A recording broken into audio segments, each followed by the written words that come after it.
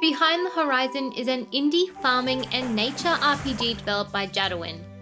Stardew fans will love this game as you tend to your farm, get to know an array of NPCs, explore dungeons, and experience life in this unique, pixelated adventure. And thank you so much to the developer for providing me with a review code. You'll begin your game as a tourist in a foreign country traveling with your friend when you're approached by a stranger with an offer. A guided tour that will take you through some key locations around the area. On the final stop in your tour, you'll come across these strange ruins, and as you go to take a closer look, you'll be magically transported to a different world. Confused and scared, a mysterious man approaches you and explains that you aren't the first to appear here through these ruins, and those before you have failed where you must succeed. You'll need to learn the lay of the land, befriend the locals, become one with nature, and explore the dungeons that riddle this land. While there's no clear directive here, it's more so about fitting into your new role and having the courage to do what needs to be done. It's quite a charming story with a lot of wholesome aspects in a play at your own pace kind of style. Upon arrival to this new and strange land, you're generously given a farm to live in that was previously owned by the man that came before you. While you're given a few simple quests to get yourself acquainted with some of the farming and exploration mechanics, it can be quite overwhelming as there is a lot going on, but I think the game does a great job of slowly introducing everything. As you progress through your first few main quests, you'll soon be able to visit the local town known as Woodhome, where you can meet new NPCs, find many side quests, and access several different shops. Farming in this game is different, and while it took some time to get used to, I really loved it. In Behind the Horizon, you'll have several key elements that come into play while caring for your crops. All crops require a certain range of sunlight and temperature. They also require water and soil nutrients and have other requirements like what seasons they'll grow in, what seasons they'll flower in, and what type of ground they grow in. You'll eventually unlock skills to assist you, such as being able to see the water and nutrient level of soil, and if your plants are lacking anything. With these tools by your side, farming will become a breeze. Behind the Horizon works to be on a much more realistic scale than other similar games. For example, your soil can retain water for several days depending on the temperature, and trees don't live forever and can in fact die from old age, or if their conditions aren't met, just as plants do. Trees are generally much more hardier than plants though, so the weather will typically change to provide it with more appropriate conditions before they have a chance to die off. It's so heavily detailed in these aspects and so much fun to learn and master. In addition to crops, you can also care for a variety of farm animals where they require access to water, whether that be through a pond or a water trough, and a supply of food. They'll happily munch away on grass if it's available, and in the winter months you'll either need to shovel away the snow, which is a really cool mechanic, or feed them hay. So now, as you're probably starting to see, in its essence, Behind the Horizon is a nature simulator. But oh boy, does it go even further and crazier than you could ever imagine. This new world you find yourself in is covered with wild trees, shrubs, and grass, all of which lives, dies, and changes around you as you play your game. Just as your crops do on your farm, all the flora in this world have requirements to be met, a lifespan, and can be affected by weather events. Dead trees will fall over, wild plants will flower and provide fruits, and biomes themselves can move or change due to natural or man-made intervention. Weather events such as storms, blizzards, meteors, floods, and droughts can impact the world around you, the same as deforestation. You'll need to keep this in mind as you harvest wood so you don't chop down too many trees in an area at a single time. As the seasons change, you'll be able to find many items to harvest, ranging from fruits, herbs, pigments, and many other resources used in cooking, crafting, or to be sold. All of this comes together to make this incredibly organic and natural feeling world that is living and changing around you, and it is so freaking cool. Wild animals also occupy the land but are not to be harmed in this world, and doing so can have detrimental effects on your conscience. Your conscience grows as you develop as a character through vanquishing evil foes, learning recipes, helping fellow NPCs, and more. Growing this will allow you to progress further in the game by unlocking events and more quests. Along with your conscience, you'll also have magic and attack power, vitality, stamina, and hunger levels that you will need to manage and can grow as you progress. You'll soon be able to master magic, where you can craft spells to use in your farming, combat, and general gameplay.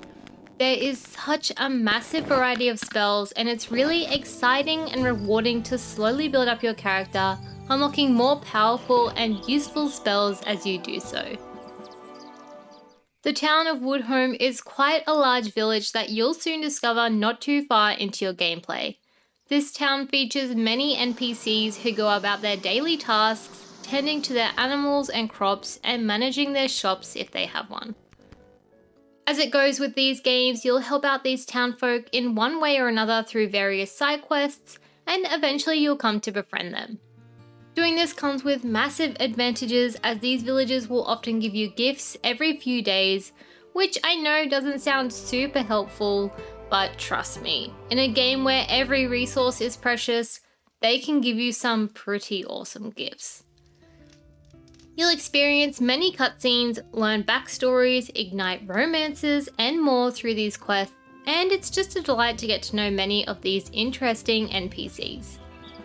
Many shops are located in Woodhome, with a farming shop, grocery, woodworker, restaurants, and more. There are endless amounts of items available for you to purchase, with weapons, furniture, animals, accessories, and more. It makes running your farm more exciting as you earn money to buy many of these goodies. Beneath this detailed world, you'll find an incredible dungeon system that is absolutely massive. You'll have a leveled dungeon to complete, where you'll need to solve some basic puzzles and fight your way through monsters and unlock rooms. Monsters will drop loot that you can use to make your own spells or sell for some money. I found the dungeons in this game very interesting, as they have varying layouts, rewards, and rooms. Progression in Behind the Horizon is just really rewarding in general. As you help out NPCs or advance in the main quests, you'll obtain many new skills to make life that much easier. You'll always be fairly rewarded for your tasks, and I never once felt like I was anyone's puppet, there just to do their bidding. I felt like I was an equal part of the community, helping out my fellow neighbours and friends. Overall, I found the game quite difficult to pick up initially, and some quests or resources you need to find may leave you stumped. As it is now, Behind the Horizon has quite a small player base, and therefore no online presence to answer any of your questions. This makes the game a struggle at times, as there's no helping hand like Google to guide you when you're stuck. On that note though, I would be more than happy to answer any questions that anyone has. If they need help, just leave a comment below. And the developer is also very responsive when it comes to questions on the Steam discussion board as well. Behind the Horizon has such a unique look, and I fell in love with it as soon as I saw it. It's your classic pixel art style mixed with this sort of realism, and it works wonderfully. I found that the art style only continued to grow on me as I played as well. There are a wide variety of soundtracks to complement your gameplay experience when you're exploring caves, walking through bushland, or traveling through town. Sound effects like wildlife, NPCs chopping wood in the distance, and other nature sounds really add to this game's organic and natural vibe. Something that is quite apparent in Behind the Horizon is that English is not the developer's first language. The dialogue is a bit broken, and sometimes the translation is off. If I'm being perfectly honest, I thought this made the game so charming, and I really don't know why, but it just adds this whole new level of wholesomeness and innocence to this game that just put a huge smile on my face whenever I was conversing with an NPC. I will say though, the game could benefit from a spell and sense checker, as there's often misspelt words and items that were wrongly named on occasion that can cause some confusion for quests, but nothing major. The detail in this game is staggering, from how nature grows and evolves by itself, the farming mechanics, and how NPCs tend and harvest to their own crops. At one point, I was wondering if I could steal someone's crops, so I was like, what the heck, I'ma try it. And my conscience started talking to me, telling me it was a bad idea and I needed to think about it, which I thought was so cool. Well, at first I didn't find the dungeon combat aspect terribly enjoyable, that soon changed, and it quickly became one of my favourite parts of Behind the Horizon. Exploring rewards you in a way that will have you dying to go back in the first chance you get, as you find new weapons, accessories, and recipes. I really liked that even though I couldn't afford such extravagant things from the shops at one point, the game rewarded me with them as I explored the dungeons, making the risk of going into it so worth it. The in-game guide is also very helpful and something I found myself opening up many times throughout the game. I thought it was just a really nice touch to add a guide on such a technical and detailed game. On to dislikes, which also kind of work as recommendations for the developer, but these are just my personal opinions, so feel free to just completely ignore me. I think more direction for the quests would be helpful, especially considering how there aren't any guides out on the internet to assist those who are after a more casual game experience. There is one main quest where you're told to help villagers, and I found myself spending countless hours doing this to be told over and over that I still needed to keep helping villagers. And I ended up getting pretty worried that the game was somehow stuck or glitched. A little tracker to show me that I'd helped save 5 out of 10 villagers would have mitigated these concerns and motivated me a lot more. I thought the economy could also be a little bit better. I found it took a really long time to be able to afford some more expensive items such as backpacks or spells, as I had to keep spending my money or my resources on food as my character was just constantly hungry or out of stamina. And then I also got to a point where I had a cat and a dog, and I needed to feed them almost daily cooked meals as well, or they would die. I considered crafting a bunch of items to earn money, but found I couldn't actually sell them. And then another item I crafted to sell, which was the animal cage, I found I would have made more money selling the individual resources that I made to build it, which didn't really make sense to me.